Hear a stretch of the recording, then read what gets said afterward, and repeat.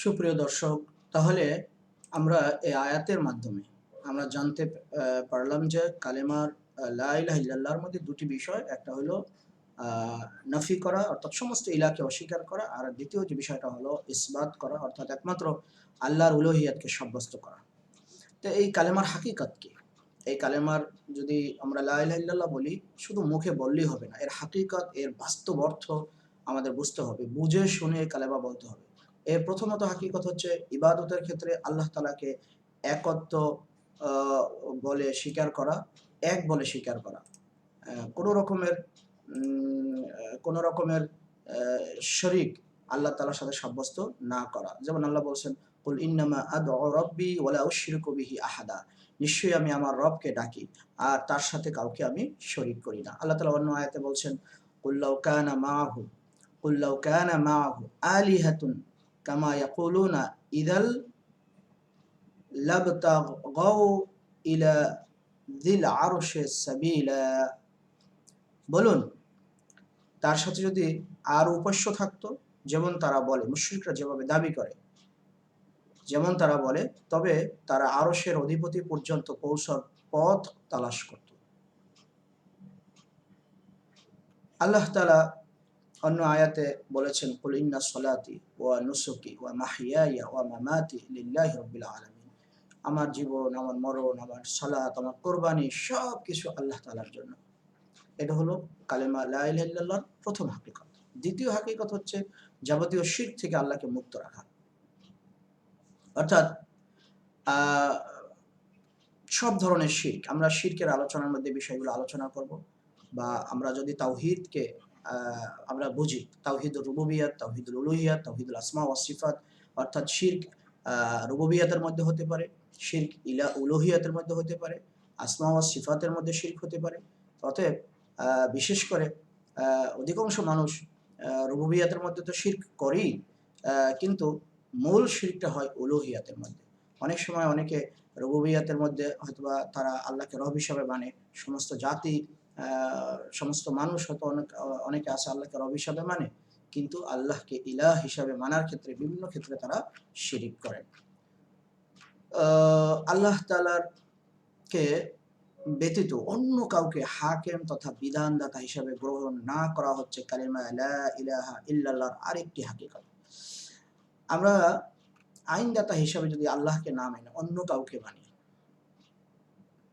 বিশেষ করে গণতন্ত্র, সমাজতন্ত্র বা মানব রচিত যত রকমের তন্ত্র আছে, মন্ত্র আছে, এগুলাকে যদি আমরা মনে করি যে এই তন্ত্রগুলো মানুষকে মুক্তির পথ দেখাতে পারে, তার ইহকালীন শান্তি নিয়ে আসতে পারে, তাহলে আমরা মনে করব যে সে ব্যক্তি আসলে লা ইলাহা ইল্লাল্লাহ ঠিকমতো বুঝে নাই।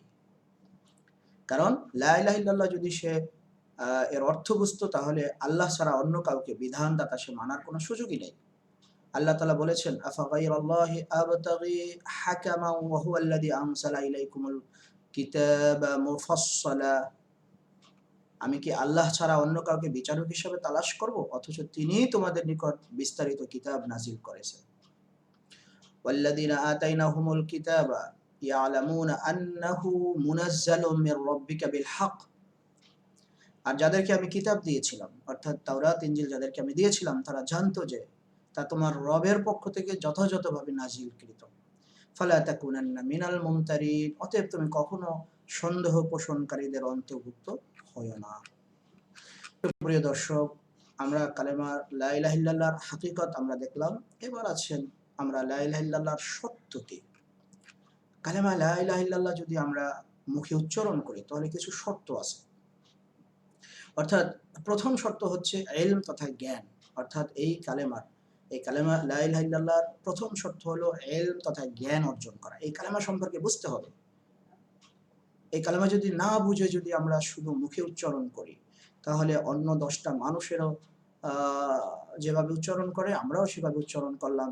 আব্দুর রহিম, আব্দুর রহমান, মোহাম্মদ উচ্চারণ, আহমদ, আমাদের নাম যাই হোক, আমরা উচ্চারণ যতই সুন্দর নাম হোক, আমরা মুখে উচ্চারণ করলাম, কিন্তু এই কালেমার জ্ঞান আমাদের মধ্যে থাকলো না, তাহলে আমাদের সমাজের মধ্যে যারা অন্যান্য অমুসলিম ভাইরাও এই কালেমা দেখা যায় মুখস্থ করে তারা উচ্চারণ করে, তাহলে তাদের মধ্যে আর আমাদের মধ্যে কোনো রকমের পার্থক্য থাকলো না। সুপ্রিয় দর্শক, এই ইলম তথা জ্ঞানের ব্যাপারে আল্লাহ বলছেন ফালাম আন্নাহু লা ইলাহা ইল্লাল্লাহ, জেনে রেখো।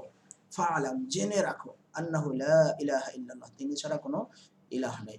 যেমন রাসূলুল্লাহ বলেছেন মান মাতা হুয়া ইয়ালামু আন্নাহু লা ইলাহা ইল্লাল্লাহ দাখালাল জান্নাহ, যে ব্যক্তি লা ইলাহা ইল্লাল্লাহর নিশ্চিত জ্ঞান নিয়ে মারা যাবে সে জান্নাতে যাবে। তার মানে লা ইলাহা ইল্লাল্লাহর নিশ্চিত জ্ঞান আমাকে অর্জন করতে হবে।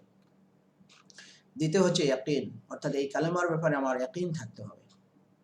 ইয়াকিন হলো কি, সন্দেহ, সংশয়, দ্বিধা এগুলো কিছুই থাকা যাবে না, যে লা ইলাহা ইল্লাল্লাহ মুহাম্মাদুর রাসূলুল্লাহ, এই ব্যাপারে কোনো রকমের সন্দেহ আমার মধ্যে থাকতে পারবে না। আল্লাহকে আমি ইলাহ হিসাবে মেনেছি, মুহাম্মাদুর রাসূলুল্লাহকে আমি আমার নবী হিসাবে মেনেছি, এবং এই ব্যাপারে আমার কোনো রকমের সন্দেহ নেই। আল্লাহ এবং তার রাসূল যা কিছু নিয়ে আসছে সেটা নিঃসন্দেহে আমাদের জন্য কল্যাণকর, সেটা শর্তহীনভাবে আমাদের মেনে নিতে হবে। যেমন রাসূলুল্লাহ সাল্লাল্লাহু আলাইহি ওয়াসাল্লাম বলেছেন লা ইয়ালকাল্লাহা বিহিমা আবদুন গায়রা শাক্কিন ফিহিমা ইল্লা দাখালাল জান্নাহ, কোন বান্দা যদি এই যে লা ইলাহা ইল্লাল্লাহ এবং মুহাম্মাদুর রাসূলুল্লাহ এই দুটি বিষয়ের উপরে যদি সন্দেহাতীতভাবে দৃঢ় বিশ্বাস রেখে আল্লাহর সাথে সাক্ষাৎ করেন তাহলে সে জান্নাতে যাবে। আবু হুরায়রা রাদিয়াল্লাহু তাআলা আনহু থেকে বর্ণিত, তিনি বলেন মান লাকিতা মিন ওয়ারাই হাদাল হায়ত ইয়াশহাদু আল্লা ইলাহা ইল্লাল্লাহ মুস্তাইকিনান বিহা কলবাহু, অর্থাৎ লা ইলাহা ইল্লাল্লাহকে সাক্ষী সে দিয়েছে, মুস্তাইকিনান বিহা কলবুহু, তার অন্তরের অন্তঃস্থল থেকে, তার অন্তরের দৃঢ় বিশ্বাস থেকে, ফাবাশশিরহু বিল জান্নাহ, তাকে জান্নাতের সুসংবাদ দাও। আল্লাহর নবী আবু হুরায়রা রাদিয়াল্লাহু তাআলা আনহুকে জান্নাতের সুসংবাদ দিতে বলেছেন। অতএব এই কালেমার দ্বিতীয় যে শর্ত সেটা হচ্ছে ইয়াকিন। ৩ নম্বর শর্ত হচ্ছে কবুল, তথা এটাকে গ্রহণ করতে হবে, আলিঙ্গন করতে হবে। এই কালেমাকে প্রত্যাখ্যান করা যাবে না। এই যতই কষ্ট আসুক, যতই জুলুম নির্যাতন আসুক, কখনোই এই কালেমাকে প্রত্যাখ্যান করা যাবে না, বরং এই কালেমাকে কবুল করতে হবে। ইনকিয়াদ তথা বশ্যতা স্বীকার করতে হবে। আরেকটা শর্ত কালেমা লা ইলাহা ইল্লাল্লাহ, যে বশ্যতা স্বীকার করা মানে কি, অর্থাৎ কোনো ইয়াকিন মানে হলো, ইনকিয়াদ মানে হলো কর্মের মাধ্যমে কোনো কিছুর মেনে নেওয়া, প্রকাশ করা, অর্থাৎ আমি এটা কাজের মাধ্যমে প্রকাশ করতে হবে। ইমানের যে ৩টা শর্ত, একটা হলো অন্তরে বিশ্বাস, দ্বিতীয় হলো মৌখিক স্বীকৃতি, তৃতীয় হলো কাজে পরিণত করা।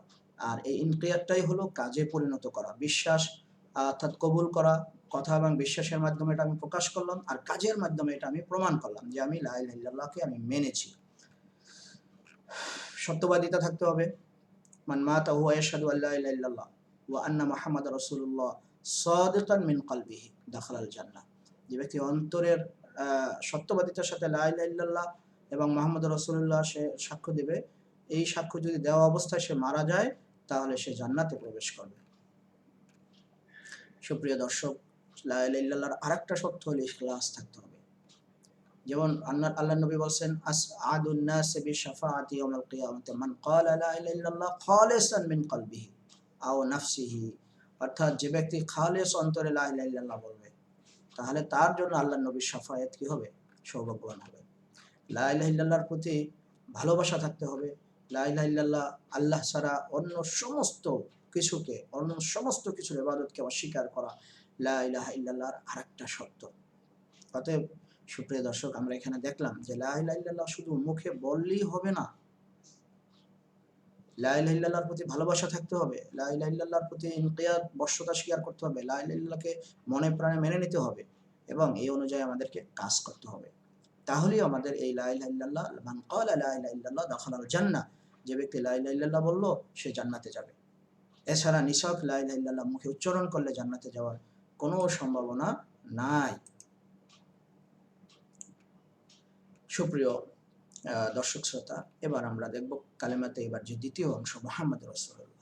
এই মুহাম্মদ রাসূলুল্লাহ বললে আমরা জানি শেষ নবী মুহাম্মদ রাসূলুল্লাহর প্রতি ঈমান আনাকে বোঝায়। এখন এই ঈমান আনার দাবি কি? মুহাম্মদ রাসূলুল্লাহ বলার সাথে সাথে আমাদের বেশ কিছু বিষয় আমাদের জন্য অত্যাবশ্যকীয় হয়ে পড়ে।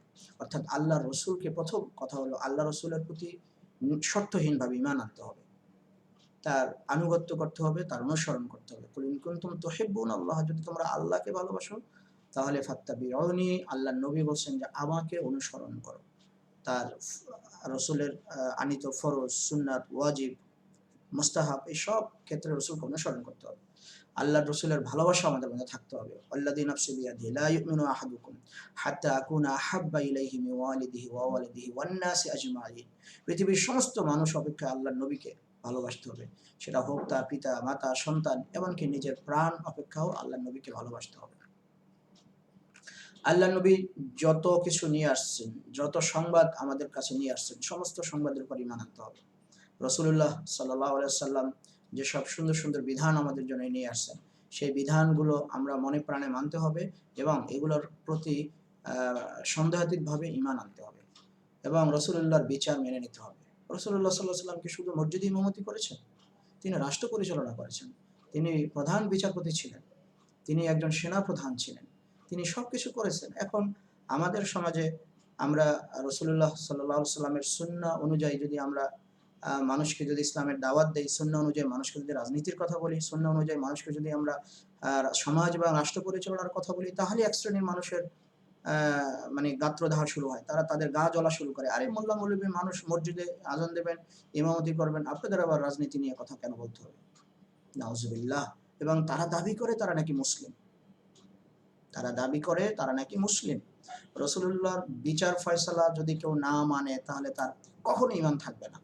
ফালা ওয়া রাব্বিকা লা ইউমিনুনা হাত্তা ইউহাক্কিমুকা ফীমা শাজারা বাইনাহুম সুম্মা লা ইয়াজিদু ফি আনফুসিহিম হারাজাম মিম্মা কাদাইতা ওয়া ইউসাল্লিমু তাসলিমা।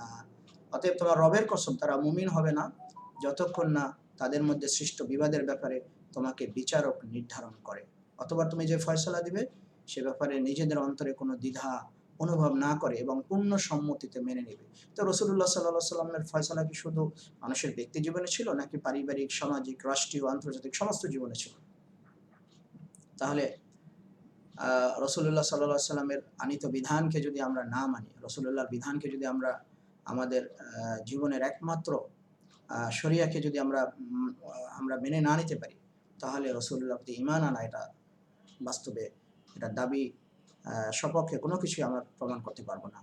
এছাড়াও আল্লাহ তার দ্বারা, রাসূলের দ্বারা যা কিছু শরীয়ত সম্মত করেছেন, তাছাড়া এইগুলোকে শরীয়ত হিসাবে মেনে নেওয়া, রাসূলুল্লাহ কে আমাদের যদি মানতে হয়, তাহলে রাসূলুল্লাহ যে ইবাদত যেভাবে করেছেন, দ্বীনের মধ্যে যে রাসূলুল্লাহ যেটা করেন নাই সেটা যদি আমরা করি, সেটাকে বেদাত বলে।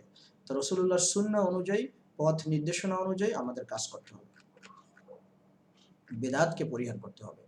আমরা যদি রাসূলকে যদি আমাদের একমাত্র নেতা হিসাবে মানি, আমাদের লিডার হিসাবে মানি, তাহলে আমার ব্যক্তি জীবনেও যেভাবে লিডার হিসাবে মানতে হবে, রাসূলুল্লাহকে আমার পারিবারিক জীবন আদর্শ হিসাবে মানতে হবে, আমার সামাজিক জীবনে তাকে আদর্শ হিসাবে মানতে হবে, আমার রাষ্ট্রীয় জীবনে রাষ্ট্র কীভাবে রাসূলুল্লাহ পরিচালনা করেছেন সেখানেও আমাকে আদর্শ হিসাবে রাসূলকে মানতে হবে।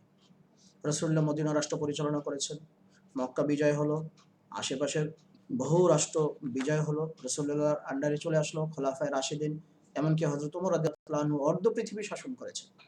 আজকে পোড়া কপাল মুসলমান, পৃথিবী শাসনের কথা বললেই তাদের গা জ্বালা শুরু হয়ে যায়। বলে যে মুসলমানরা তারা আবার কি করবে? তারা মানব রচিত বিধান দিয়ে রাষ্ট্র পরিচালনা করে।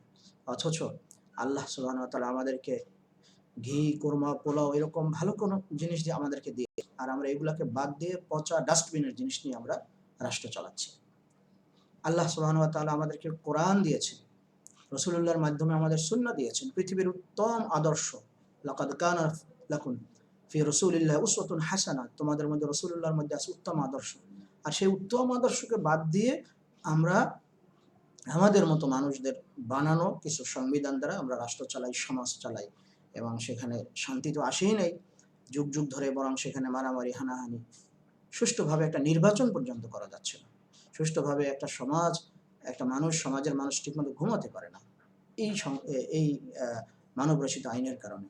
অথচ আল্লাহর আইন যদি আল্লাহর জমিনে যদি প্রতিষ্ঠিত থাকতো, তাহলে মানুষ শান্তিতে ঘুমাতো, নারীরা নির্যাতিত হতো না, আমাদের মা বোনরা কখনোই লাঞ্ছিত হতো না, বরং সমাজে অমুসলিমরাও শান্তি পেত।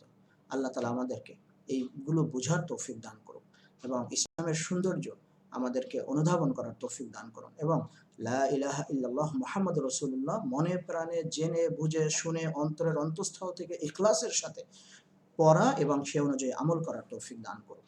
ওয়া আখির দাওয়ানা আনিল হামদুলিল্লাহি রাব্বিল আলামিন। আসসালামু আলাইকুম ওয়া রাহমাতুল্লাহি ওয়া বারাকাতুহু।